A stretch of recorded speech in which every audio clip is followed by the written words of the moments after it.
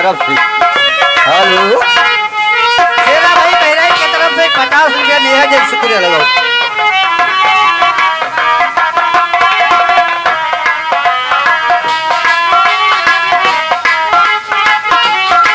Hello ओ भैया शुक्रिया लगा भाई तू।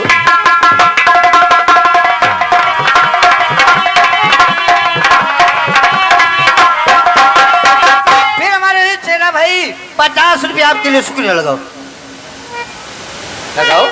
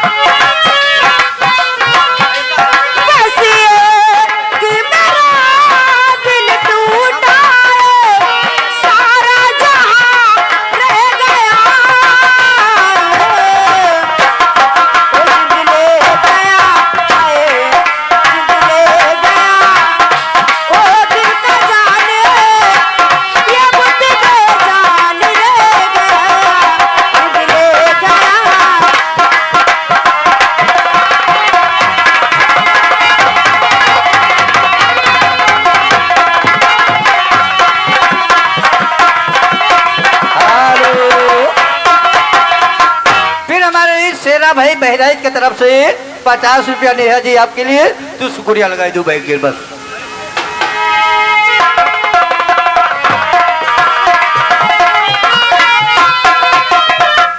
और गुमनाम से पुष्पा 100 रुपया आपके लिए है। शुक्रिया वाली लगाई दो। कौन वाली? खैली रे भौरी चोखवा। एक ये मेरे तरफ से 4 रुपया ले लो लेकिन शुक्रिया लगाए दो।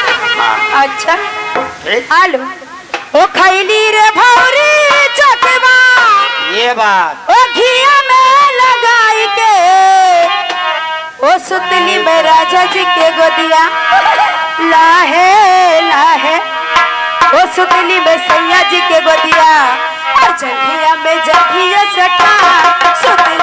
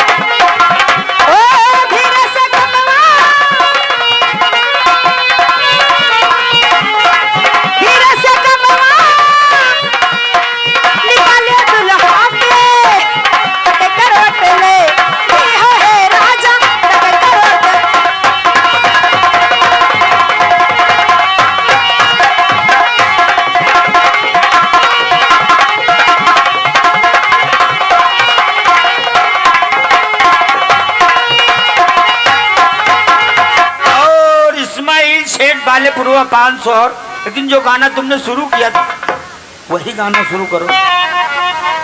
हेलो हो 2 घड़ी के लिए कब जाने किधर जाता है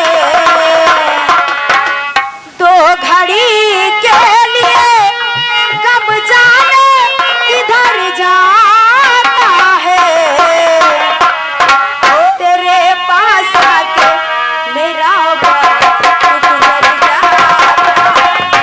तेरे पास आके मेरा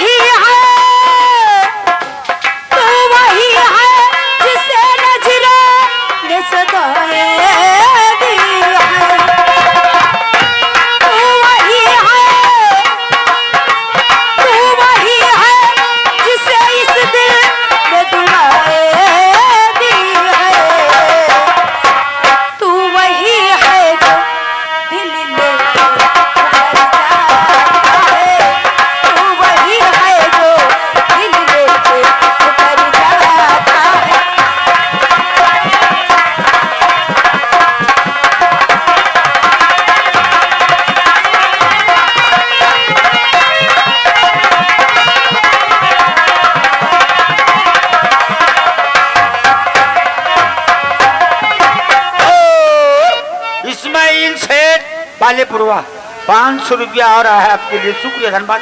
ये गाने को पूरा कर देना। और कौन? हेलो हाय 11 रुपया मरे अरे खास बल माँ के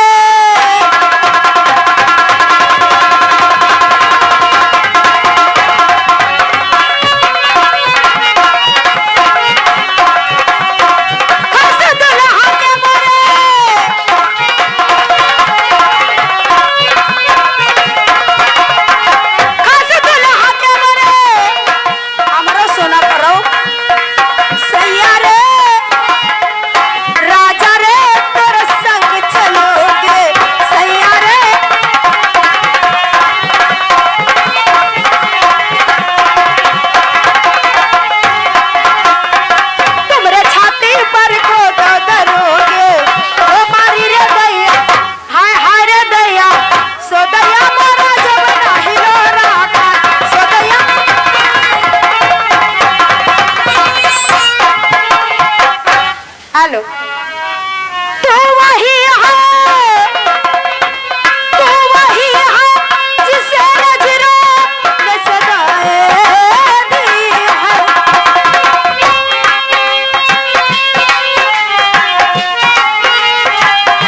तो वही है जिसे इस दिल ने दुआएं दी है। तू वही है जो दिल लेके मुकर जाता है। तू वही है जो दिल लेके मुकर जाता है।